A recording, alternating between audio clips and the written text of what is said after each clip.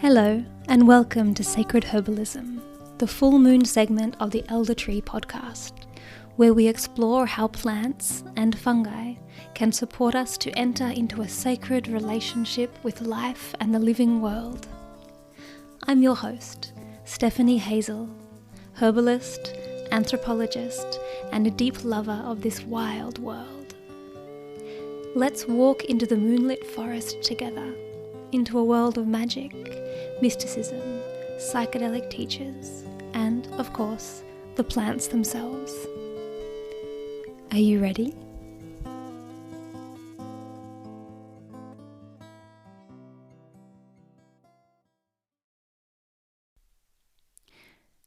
Tatiana Dawn, also known as Twiggy, is the owner and manager of Alchemilla Herbals, a small herbal medicine business and education platform, and she's also the founder of the Elder Tree Project, of which this podcast is a part.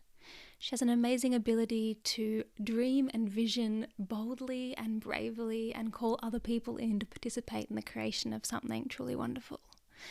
I really enjoy her amazing skill at bringing many people together, creating community, and being able to support people around her to offer their deepest skills and gifts into a collective vision.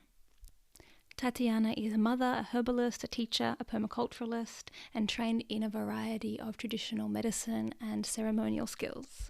She's really passionate about growing, harvesting, and making medicines, and loves sharing this with people in the community and also practicing herbalists and naturopaths through her variety of immersive workshop offerings on her land.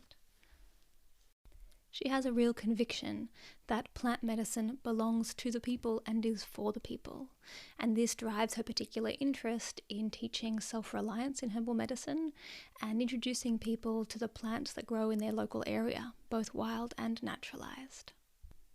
Throughout this interview, you can hear the special relationship she has with plants as living beings, a relationship of respect, reverence, and deep honoring. Interwoven with this reverential relationship is her dedication to ceremonial plant work. It's a really important aspect of her life, and she works closely with traditional medicine keepers from different lineages. We talk a bit in this interview about both of our experiences of sacred plant medicines, the psychoactive entheogenic plants that many cultures have drawn on to deepen their relationship with the sacred world. It's actually the first time this has emerged as a topic on this segment, and it's really lovely to talk about our experiences and reflect on how these have opened the doorway for us to be in an intimate relationship of sacred awareness with plants. Good afternoon, Twiggy. So lovely to have you here on the other side of the microphone as the founder and of the Elder Tree Project and this wonderful podcast and the presenter of the education segment. I feel really excited to hear your thoughts on sacred herbalism. Hi, Steph. Yeah, thank you for having me here today. Feels like a great honor, and I've listened to all of your episodes so far, and I've loved them all. So, yeah, this is a topic that's quite near and dear to my heart, and yeah, I'm excited to get to talk with you here in this space. So thanks for having me. Great. My pleasure. So I guess just to start right in the depth of it, I'd love to know what sacred herbalism means to you. Hmm. So, yeah, it is such a word and a topic that is so personal. What you might mean when you say that word compared to what I might mean when I say that word could be two very different things. Yeah, and I do think about this a lot. And I thought about it a lot this morning in preparation for our interview. And so, yeah, I was thinking this morning, I've heard a lot of people say that everything is sacred. And in a way, I agree with that. Everything has the potential to be sacred or perceived as sacred. And once we can connect with that perception, then we can eventually have an embodied experience of the sacred. But this is quite difficult when we're living in a Western mindset in a quite materialistic, 3D world. So, yeah, so for me, sacredness is a combination of connection and reverence. And so when I'm feeling a sacred connection to something, it's so much deeper than everyday connections that I feel in the materialistic world that I inhabit a lot of the time. And so when I go even deeper into what sacred means for me, it's beyond just my connection and reverence for a particular thing or experience. It's like true connection to the sacred is when I'm perceiving and connecting to the interconnected life force that's in everything, like myself, you, this tree, this pen, this cup, like everything. When I'm really, really feeling one, I suppose, like, interconnected, feeling unified with everything. To me, that's like the ultimate true, like, sacred space, and in communion Mm. with everything, and in reverence with everything. That's for me, I suppose, what sacred is. Beautifully articulated. Thanks, Twiggy.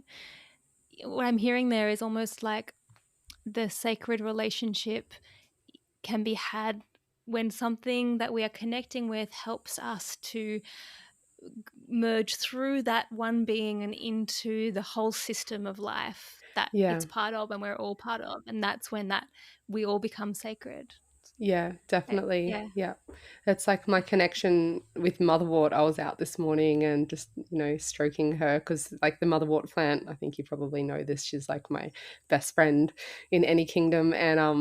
And I was just like stroking her flowers, and I always get a little bit of like emotional when I'm with the motherwort, and feel this real sense of kinship. But then I was just reflecting on this morning about how my my connection with that plant, and when I'm feeling really connected, it's when like, when I'm seeing the interplay of everything. I'm seeing the wind ruffling in her leaves, and I'm seeing all the bees and the bugs and everything crawling over and flying around, and I'm really seeing her being connected, and then feeling like I'm a part of that as well. Like, yeah, just that interconnectedness. So it would probably be quite different if it was Mm. just a motherwort plant sitting in a room alone with me.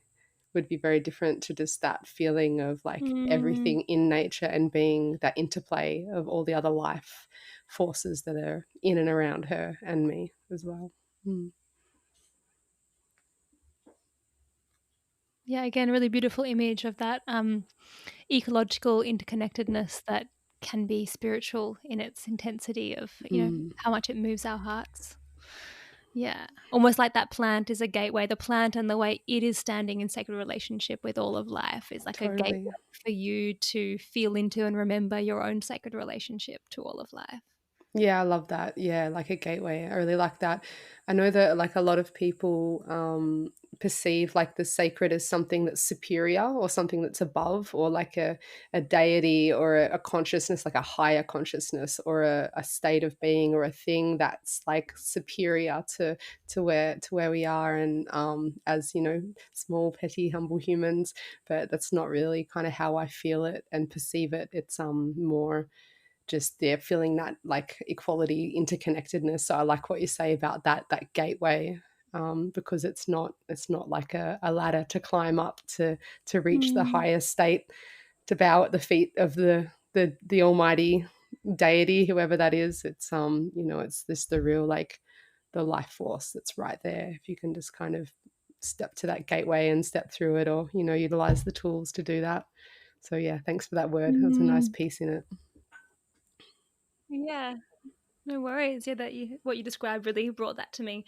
Almost like Aldous Huxley has that famous, the doors of perception. I Yeah, think yeah. he's using mescaline in that book. He talks about like one of the classic kind of early psychedelic um, writings around Mm, him taking mescaline, and that his experience was expressed in that way of like opening the doors of perception. So nothing changed, he didn't go anywhere different, but just there mm, was some veil that was removed in that moment that allowed him to see in a different way.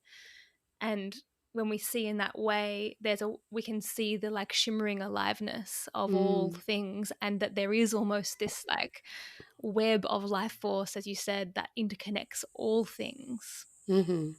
It's all just Mm. there waiting for you to see it. Just our kind of modern kind Yeah. of conditioning doesn't help us to be connected and see those things and feel those things in our daily life. Mm. I don't know if you follow much of, the systems theories or something that's really coming quite big into the intellectual and even business and ecological and kind of academic world in the last 10 years or so. And I was doing some work with a professor of systems thinking from University of New South Wales a few years ago. And he was saying, that actually the main shift in systems thinking, which is based on it comes from ecologists sitting with natural environments and seeing that everything exists as part of a living system, and that the shift is, instead of looking at the things in the environment, you need to look at the relationships between the things, and that they're actually Mm. more important. Mhm. And I've mentioned Tyson Younger Porter before, and he talks about some of this in Sand Talk as an I love that Indigenous thinker book. and leader. It's Mm. such an amazing book. It's such a gift that he's actually given us to language some of those things in ways we can wrap our heads around.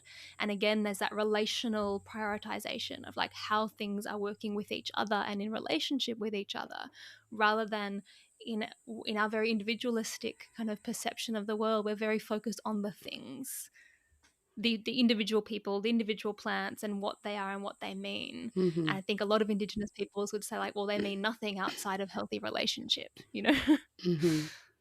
Yeah. Yeah. Yeah, definitely. Yeah, everything you just said just so matches up with just how I believe it. And yeah, it's such the modern mindset of putting everything in boxes, giving them labels and separating them, just kind of you're Steph over there and I'm Twiggy over here, and you're you Mm. and I'm me, and things are all kind of like separated and put into neat little boxes with labels on it. And yeah, it doesn't really allow for the whole interplay of everything, of all of that space in between us and the feelings and the thoughts and the everything, that we're so much more than just you or I. We're like, our unified force together. And yeah, so I said I wasn't going to waffle too much, but yeah, this is something that I just love to talk about, spend hours Yeah. under the stars and reflect on. I think the unified force is interesting. Yeah, like what does that mean? I think another way I could get my head around that is almost like when we are in relationship and in interaction as we are right now, something can emerge. And the things that emerge are meaningful in a way that me as an individual and my own needs and desires are maybe not as meaningful beyond my own experience. And so in this interaction and relationship we're having right now, there is something emerging, which is this conversation about sacredness. Mm. And that's really exciting, and what emerges from relationship is, yeah, when we can hold that, I think we're closer to that sense of sacred and aliveness. Mhm. Yeah, beautiful. Yeah, I started writing an article this morning for a magazine that's all about that, about being in right relations to things and not seeing, in being in right relations to plants in particular, but just being in right relation to everything around you, and really honoring the relationship between yourself and everything, including, so many of us wouldn't be thinking to honor the relationship with this pen in my hand, or to our computer or something like that. But they're all things that are beyond just objects. Like everything has a frequency, and so when we can be in right relations with things, then we're not going to be disconnected and cut off and alone and isolated in our own little the shell of our body. Mm. Mm. Yeah, I think that is such a big issue that we're facing in the modern world, is isolation and disconnection. Hmm. Um, yeah, and I know that there's been some, a big focus on that after the couple of years of the pandemic, and how much of the world, including me in Melbourne, got trapped in my little house box and isolated from many other people, and the impact of that we're still processing in places like Mm. Melbourne. And also, not that long ago, there's been a lot of research in public health in the States, mainly around the impact of loneliness and isolation. And I think Mhm. I've shared this before actually in a different episode, but there's been a study that's come out that said that being isolated socially is as detrimental to your lifespan, like will reduce the length of your life as much as smoking a pack of cigarettes a day, Wow. which is just shocking, right? Not the quality of your life, actually just how long you live. Like Yeah, that yeah. has such an impact on the physiology of our body that you will die 10 years earlier, and that statistic really helped me to see how important it is to address our sense of isolation and loneliness. And I think Mm. probably what I feel that you're leaning towards there is this sense that being in relationship with plants can be really helpful to break down that sense of loneliness and isolation. It's not just human beings that we can be in connection with. Yeah, definitely. And even beyond plants, but definitely for the sake of this, can focus on that. I had a childhood, I had a very difficult childhood, and I I have all of these really standout memories from my childhood, and pretty much all of them are outside in nature by myself. Up in trees and down creeks, and just being in overgrown fields and things like that. And I grew up in a world that I couldn't really connect with people I couldn't really connect with. I felt quite like I didn't really understand the people around me. I didn't really understand the dynamics, and people really confused me. And I'd go inside. There was one, I built lots of tree houses, but there was just one tree house that I'd carved out the whole kind of inside section of this tree, and I could go in there, and I could see nothing on the outside of the tree, and no one could see me in there. And then when I'd be in that space, I just felt like I was just one with the tree, and like me and the tree were just this one being. And in that place, like everything made sense. It was like that sense of I didn't even need to try to understand anything or try to be connected to anything. There was no such thing as isolation. It was just like me and the tree, just one,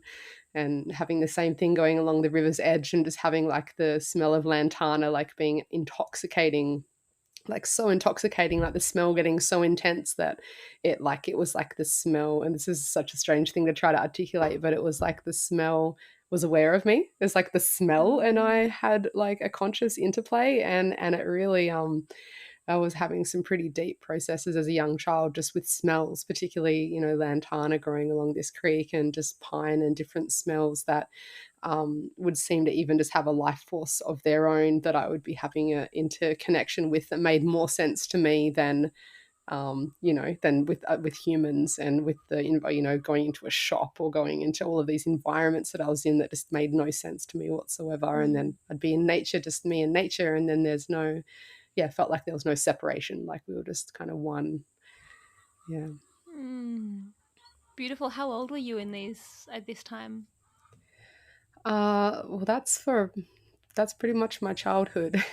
Like the lantana in the creek, that whole that and that particular tree that I'd carved out the center of, like that was I was probably around the age of 5 to 6, but it was right up well into my teenage years that I continued to have that, just finding my place in trees and on riverbeds, and just finding that connectedness, and sense of place, and sense of but more than sense of place. And Jimmy Wollumben actually articulated something around this really well in your interview with him, just around that sense of like the other, like the sense of that I wasn't alone, and that everything around me was like aware of me, and I was aware of it being aware of me. And so then in that place I couldn't possibly feel alone, even though people would say, oh, she was just alone down there. It's like, no, I wasn't alone. I had all of the water and the trees and all of that right there with me.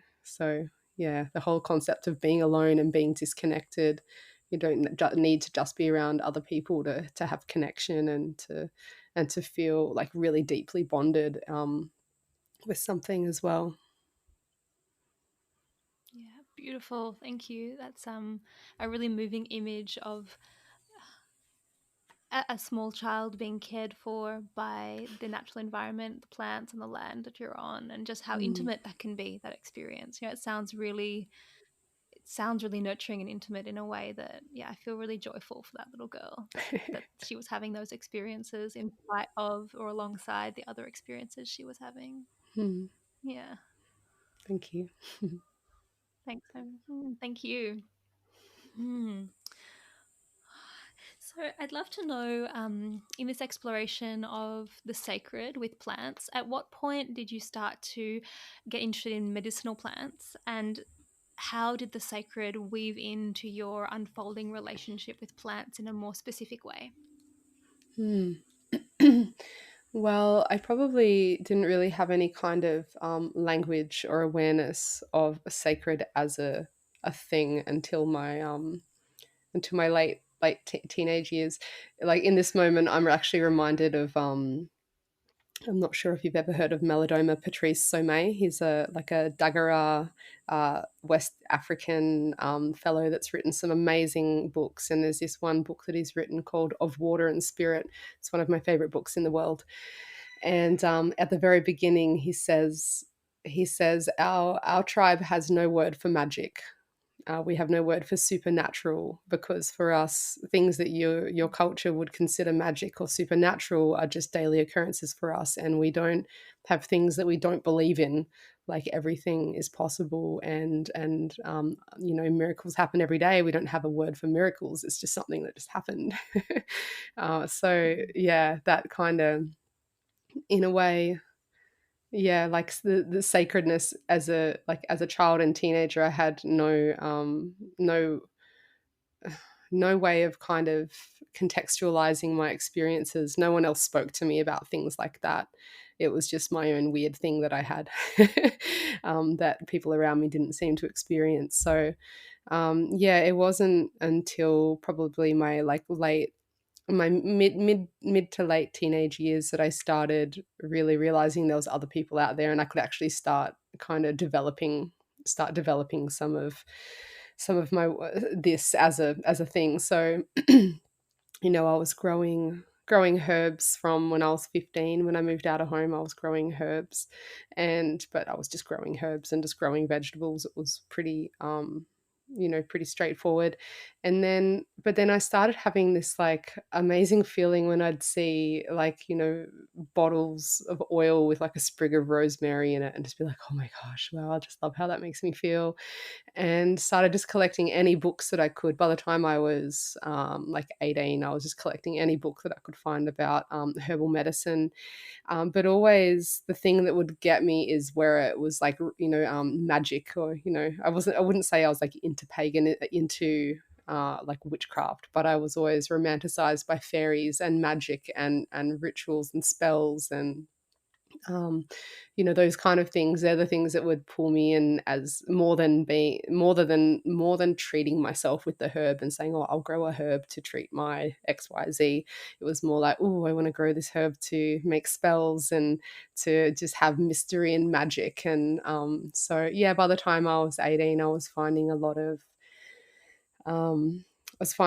that, like being really intrigued by anywhere where plants were in the mystical realm and used in the mystical realm and worked with in that. So, and then alongside that, also then finding entheogens, through in my teenage years as well, just opening up my eyes to so much more. And yeah, so that, and then that really helped me then find other people that were kind of, you could get what I was talking about when I would be talking about a connection I'd be having with a tree. It wasn't suddenly this strange, I wasn't just the one person that was having a connection with a tree. I was able to find people to bounce off and articulate and to further kind of understand my experiences. So yeah, that was kind of my entryway into herbalism, was the mystery and the magic, and the mysticism, and also looking at old cultures and being romanticized by that, like working with plants as magic. And yeah, so I think that's my, does that answer your question? It was just like uncovering my first points of Yeah, coming it really into like does. herbal medicine through the sacred. Yeah. Yeah, I love actually that that it was the magic and the sacred, kind of the way that plants had this allure of magic and sacred is what invited you to move closer to herbal medicine as a kind Mm. of physiological art. Actually, that's actually really sweet. I'm really enjoying hearing that story. And actually, now that you're saying that, I'm thinking a bit. Some vaguely parallel experience I've had maybe is, I think, if I'm really honest, that my interest in herbal medicine started because I was such a fantasy novel reader, and whenever there were like healers, I just was just like madly identify with them and just I was like, wow, being 12 or something and reading, Mm. I don't know, some fantasy novel, and the use of plants as medicine and in magic, in that totally imaginal, fantastical kind of world was so appealing to me. I wanted to be those like witch herb ladies, you know? Yeah, I Yeah. can totally It's relate only to that. Hmm. and then later on when realizing that it actually was a thing that you could do, being a bit mind blown and being like, "Whoa," you know?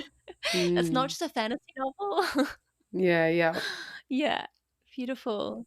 And you mentioned that the use of entheogens can bring you into a community of people who could understand and relate to your sacred experiences with the natural world and with life Mm, itself. And I think that that's definitely an experience I've had as well.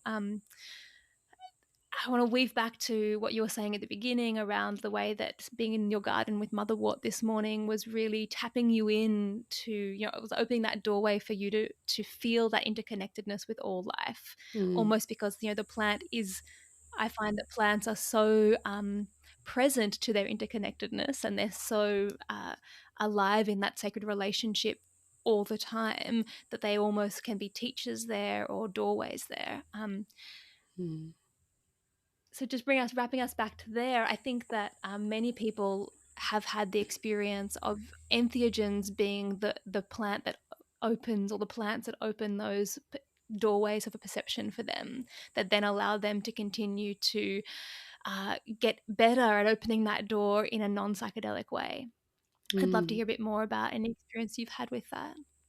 Yeah, definitely. Yeah, I've seen a lot of people where that having an entheogen has completely catalyzed them, opening their eyes to like so much more than just this quite limited perspective that we're given in our modern Western world, our kind of social conditioning that we have that tells us that, you know, well, there's gravity, so we can't fly, and fairies don't exist, and don't hug trees. Trees aren't like living conscious beings, and this kind of modern world that doesn't really like cultivate deep inquiry and deep relationship with things. And my experience being younger and exploring those entheogens for the first time, it was just further connecting me into what I already was kind of working with. But I watched people where it completely opened their eyes. They're like, oh my gosh, I can see. I've watched people sitting there saying like, wow, Mm. I can see the life force from this tree coming in through my body and coming back from my body to this tree, and watching people how much of a life-changing experience that is, that they can then take home. That's kind of, that doorway's been opened, and they can then kind of integrate that back into their lives and go, wow, okay, that was, sure, I was in an altered state, and some people might say that it's a a hallucination or an illusion or something, but I truly like experienced that just now. So yeah, I've watched a lot of people where a lot of plants and Mm. other entheogens have changed their life, and by opening up their doors of perception, and yeah, showing them the gateway to connectedness with everything around them, including other people, like being in we used to put on parties in the bush through my teenage years, and like just little fairy dens, and just watching the amount of love that would come in that space when there was entheogens, and people just being able to just open up and just be really like, oh, outside of just the handshaking world, be able to be truly like connected with one another and connected with themselves, and then Mm. connected with the nature all around them. It's a really beautiful thing. Yeah. And just to clarify for any listeners who haven't heard the term entheogen before, so Mm, entheogen is a word, entheos being God or divine, and genesis being to create or to connect with. So then entheogen is a substance that connects us to the divine within.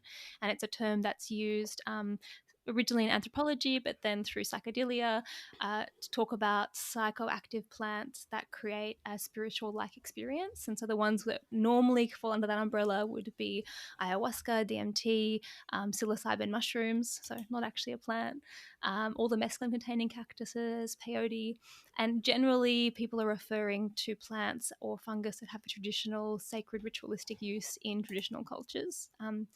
It's a fairly new term, so there's some, 50-year-old term, there's some looseness and lack of clarity around what substances do count as entheogens, but yeah, the definition is something that, when taken, opens a door of perception that helps us um, to connect that sense of the divine within.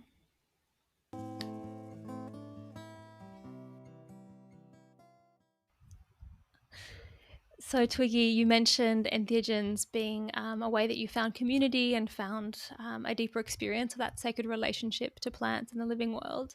I'm wondering if there's any in particular that have been important to you in that journey that you could talk to us about. Hmm. Yeah, well, I mean, in those days that I was describing before in finding the community, it was definitely, although mind opening and perception opening, it was still definitely a lot more just social curiosity and exploration and things like that. So, but then in my later years, I've found, I've traveled to the Americas, and I've had the opportunity to be exposed to like sacred entheogens, plants like ayahuasca, San Pedro, and peyote, and plants like this, and it's absolutely profound the effects that those plants can have, and that I've witnessed have in myself and people around me as well. Um, yeah, I've watched people have deep trauma healing, and also find incredible clarity and direction in their lives. I've watched people that are having a lot of confusion or doubt or uncertainty or disconnection, things like this, have certain, of these plants, and then be really affirming and clarifying and help them to find their pathway in their life and to be able to live in good relations with themselves and the people around them. So yeah, I regard those Mm. plants very highly as master teachers. And even though, I have a very deep connection with the simple, profound herbs like motherwort and stinging nettle, and plants like that. But those entheogens can do a lot of the deeper work, and particularly in in helping to change perception, or help us to, as you were saying before about Aldous Huxley with the mescaline, like can help to bring people more into the now, not just taking people on a trip or taking them away. Mm. It can help people to just really come into themselves and come into the present moment, here and now. And that's definitely how those plants have helped me as well, to kind of, I suppose, find Mm. myself and to find my center and to be more of who I am, and to be more Yeah. connected with things as they are, instead of as I want them to be, or as someone else told me they should be, or all the different confusing perceptions that we're kind of taught from our Mm. society. Instead, it strips things back to just like the simple truths. And yeah, so I regard those plants very highly for the work that they do. And do you feel like, out of the ones you've named, peyote, San Pedro, also known as washuma in the traditional cultures, and so both of Hmm. these are mescaline-containing cacti, Hmm. and then ayahuasca being a combination of two or more, mainly DMT and harmaline-containing plants, Hmm. they have come from different places. They have very different energies. The experience of being journeying with those plants is very different. And I'm curious if you feel that they've taught you different things or in different ways, or if overall that experience is still quite similar at the end of the day of the impact on your life and being. Mm. Oh, yes, very different, very different. I mean, it's interesting. A lot of people refer to those, the masculine containing cacti. They refer to them as the masculine, and they refer to the ayahuasca in the feminine. And so they have very different teachings and very different ways that they work in the body and in the mind, and in the spirit or consciousness, or however you want to call it. So I find like a plant like ayahuasca is amazing for kind of surgery of the mind and the spirit and the body, and helping to do deep work into Mm. deep-seated trauma, or deep-seated destructive belief patterns, or just like the deeper work, and can access those places really deeply with that medicine, which can which has got to be done in the right way, with the right curanderas or curanderos, the right space holders, for that to be done in a safe way, because you can unearth things that you don't really have the tools or the capacity to deal with. And so that's where it's quite exciting, the realm that we're going into now with psilocybin and Mm. MDMA becoming decriminalized, and they're being more socially accepted, even though they're obviously very different to the ayahuasca, but they're being becoming a lot more social acceptance around working with certain entheogens in a held space with a facilitator to do to help to do psychological work at least. Mm. So sorry about that.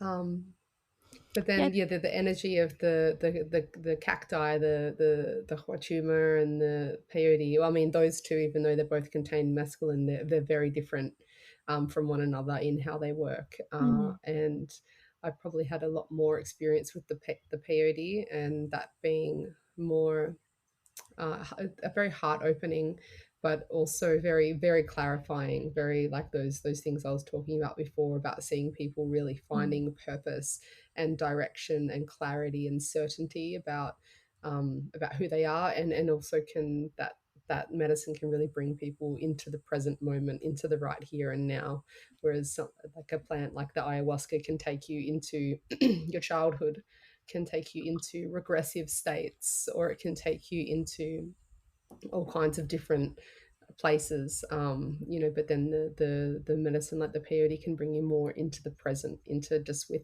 the elements, with yourself, Mm. with the prayer that you hold in those ceremonies. When it's done traditionally, there is a prayer, there's a focus. It's not just taking it out of curiosity and having a good time. It's like you're there for a purpose, you're there for a prayer and Mm. intention. So it helps you to stay connected with that prayer and that intention, and to actually really find ways to implement that into your life. So yeah, all of the it's the same as the herbal medicine Mm. world. Like each plant has its own medicine and its own way to be used in the right way to achieve certain results. So yeah, different people can work with those plants differently as well. It Yeah. depends on how the space is held and what the ceremony's like. Yeah, I think that really what you've said really accords with my experience as well. That yeah, I think I have much less experience with peyote. I've had the pleasure of sitting with a roadman in a real ceremony once, and that was really powerful. But and with the washuma, the cactus, when the first time I journeyed that medicine, actually, I was on the Isla del Sol, the island of the sun on Lake Titicaca, which is on the border of Bolivia Mm, and Peru, and it was very spontaneous. And I remember this experience of being with the medicine and coming into the psychedelic experience and being like, oh, finally, I'm sober. For the first time in my life, I'm sober. There was this experience of clarity that I'd never had, that I felt uh-huh. like I was not tripping for the first time ever. Mm, Which is quite funny. I was 21, I think, and it was this really almost the way I imagine if you did a month of silent meditation, you'd have that experience. mhm, Yeah, and then the times that I have been in South America and experienced the ayahuasca medicine, you're contacting my shame and my pain and my mhm, sorrow and my grief and my wounding in a way that I definitely didn't with the washuma. So yeah, I like that the way you've explained that definitely accords with my experience. And mm, as we said before, like I think those plants for me have been really big ways of allowing or practicing that kind of uh, perception and flexing the muscle, or as Jackie Bushell mhm, said in a previous episode, not talking about psychedelics, but talking about listening with your bones. And I feel like that's where I've learned how to do that. And in those working with those more spirit teacher plants, I have been shown or learned on how to practice listening with my bones so that I can sit in the garden with, a more humble, with motherwort or with chamomile or with the gum tree, and I can lean into that remembered feeling, open those doors of perception, and feel that sacredness that is there anyway. Yeah. mhm. Definitely. Yeah, and one of the beauties as well with the ayahuasca, like you say, that it was opening you up to all of these feelings, and that can be uncomfortable, finding these the hidden shame, you know, because sometimes we tuck things away inside ourselves because we're not given the skills of how to deal with guilt or shame or anger, or a lot of Mm. the more difficult to process emotions. We're not being taught in school, we're often not being taught by our parents, our peer groups. And so yeah, I think we kind of like hide those things away inside ourselves and repress those things. And so the medicine of the ayahuasca can help to really shed some light. I always see it like a medicine's like a shot spotlight, looking for all the little parts that you're trying to hide from yourself. And yeah, that could be Mm. really uncomfortable, you know, when most of us are growing up in a world where numbing out is normalized. You know, we're being taught, oh, you're having some pain, have a painkiller, instead of Mm. like inquiring into why you're having that pain and really doing some work to resolve that, and feeling that pain, allowing that pain to be, and yeah, working on seeing where it's coming from and all of that. We're kind of not socially being demonstrated that so well. So Mm. yeah, so that plant's pretty astounding for that.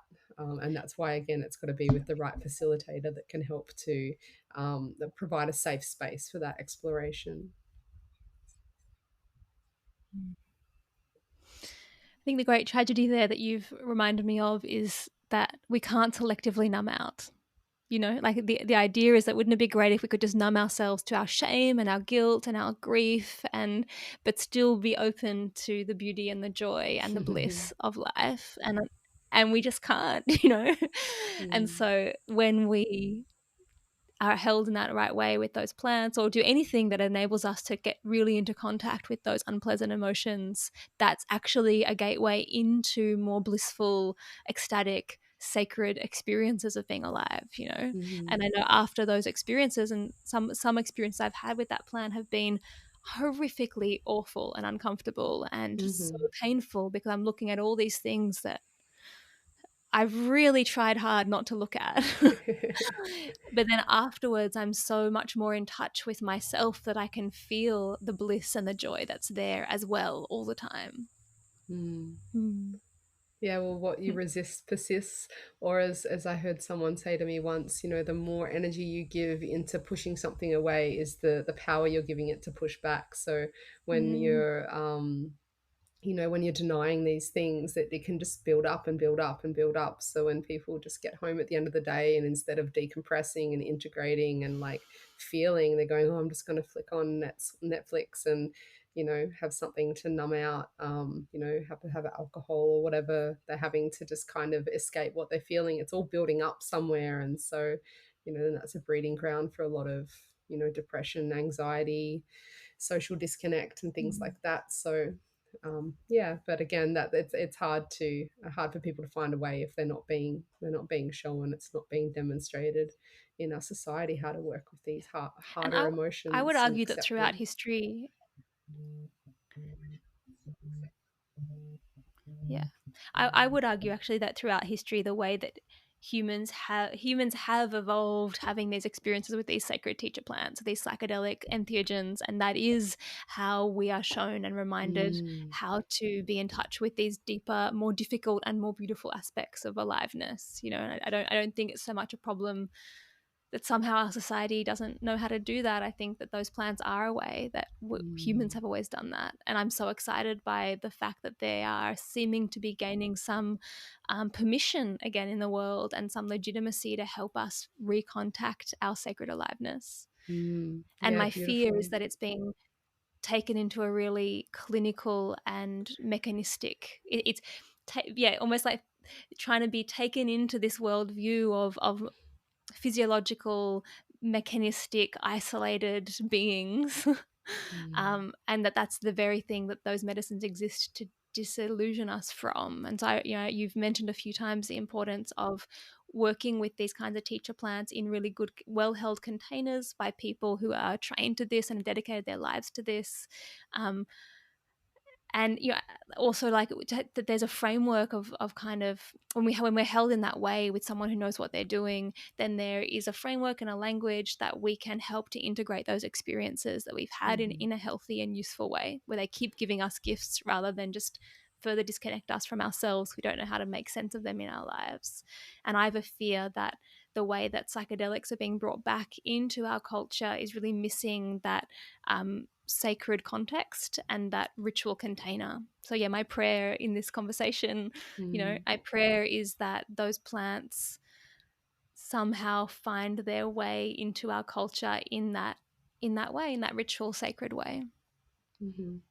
Yeah, I believe that will happen, definitely. And I think that just where we're at, it's a stepping stone just in society, in the kind of the the health industry and the science world, just first validating and accepting that there a lot of these, psilocybin and MDMA, for example, even though MDMA is a synthetic substance, but that we can use these perception altering medicines to be able to rewire our minds. And even if that's all they're focusing on initially, then it's still normalizing these medicines so that we can then weave back in the sacred and reconnect and bring that in. So I think it's all just a stepping stone, and it's science's nature to want to isolate, to understand things. And but then, yeah, I think we'll find our way. So I'm hearing your prayer and I'm amplifying it, and yeah, I truly believe that it will, things will change. Yeah, just especially when I've seen how much it's helped other people. So yeah, it's inevitable. Yeah. Yeah, beautiful. Thanks for that confidence. I'd like to, I'm sure we could talk about these, master teacher plants for hours probably, and just touch the iceberg. But I'd love to bring us back for a final question around herbal medicine. So I know you're a herbalist and you grow plants and you teach herbal medicine and you work a lot with the, shall we say, mundane healing plants of the world, motherwort and chamomile, etc. These beautiful little sister plants, I think of them. Mm-hmm. Um, and I'm curious how working with these little sister plant, these more mundane herbal medicines, how they actually support you in a more subtle way to stay in contact with the sacred and to bring the sacred into your life. Yeah, well, it's interesting because, when although I've had these profound experiences with these teacher plants that we've just spoken about, when I've actually met the plants themselves, um, because they've been such fleeting connections, I haven't actually felt this deep bond with the plant, even though I've met the plant and gone, oh wow, you're the ayahuasca vine, and you've changed my life. But yet you're just this very humble looking plant, that I don't have a connection to the plant. And so I found that really interesting in the past. But yet when I walk through my yard and when I'm walking past all of the wild gotacola and the chickweed and the motherwort and just the clovers and everything that's just growing wild and just everywhere throughout the garden, it's like that because I'm around those plants every single day, and they're classic herbal medicine plants, or maybe one might say mundane, is the word that you use. They're the kind of the day-to-day plants that are used for health, for physical health. But my connection with those plants is so deep because I actually have a day-to-day connection with them. And when I actually take the time to stop and sit with them, it's really quite profound, especially if I am a bit, obviously being a podcast presenter and a bit, owning a business and founding a non-for-profit and all of that. I'm finding myself in front of the computer a lot, on my phone, my pen and paper, and just really like in this kind of world that seems so far removed from nature. And so if I find myself just getting a bit coiled up in that, or a bit kind of feeling square-eyed and just disconnected, then just to go and just to sit with the clover and to just feel the clover and to talk to the clover and and say thank you for your medicine, thank you for what you bring to my life, and just open myself up to the smelling and tasting and just being with and talking to and having a communion with. It just drops me in so much with them. And yeah, I really feel for the herbalists and the naturopaths, the natural medicine practitioners. I have a lot of them come along to my workshops, and I feel for the ones that have come through the university system, and they've come out the other end able to dispense calendula, but never having met calendula, never having felt the stickiness of the resin on the flower and smell that resin and see bees buzzing around it, and actually tasted the strange iodine filled leaves, and have have an actual connection to the plant. And they're amazing practitioners, very proficient in what they're doing and having clinical success, but not having that connection to the plants. And so that connection, although they're mundane, feels deeply deeply sacred the more that I honor them. And doing small practices like um, cutting the calendula flowers and putting that on my altar, and really honoring that plant, and really saying you're not just my sister plant in the garden, you're a deeply powerful being that's helping a lot of people, and thank you for that. Bringing the reverence into the relationship really keeps me connected to the sacredness of those seemingly mundane plants that I'm working with in my daily life.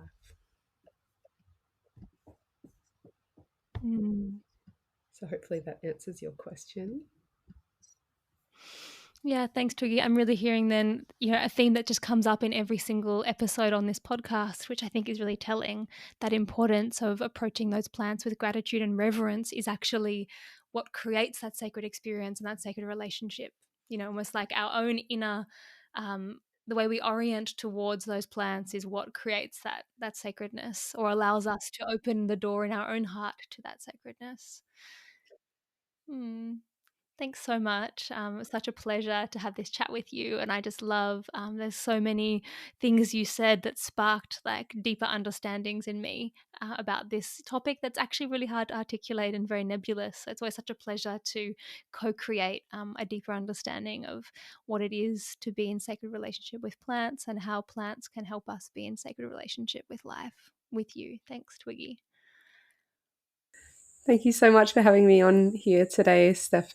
With all of our technical difficulties and all, we still managed to uncover some pretty exciting things. It's given me a lot to think about, and I've really enjoyed hearing you kind of reaffirm back to me what I've said, and then adding extra pieces in it. It's given me kind of a deeper understanding, and I've really appreciated this opportunity for reflection. And I look forward to more ongoing conversations about this really deep topic. And hopefully the listeners have enjoyed it, and hopefully it's sparked some insight and inspiration in other people as well. So yeah, thanks for having me, and thank you for all your beautiful work with this segment of the podcast as well. It's really quite an honor to work alongside you, and I love your way. So yeah, thanks. Oh, thanks, Twiggy. Yeah, such a pleasure, and such a, right back at you. Such an honor to walk alongside you on the plant path. Well, that was a beautifully juicy conversation with Elder Tree founder Tatiana Dawn. If you want to hear more of her work and to participate in any of her beautiful workshops and offerings around connecting deeply with plants and medicines, then I recommend that you jump onto Facebook and follow her on both the Elder Tree and Alchemilla Herbals.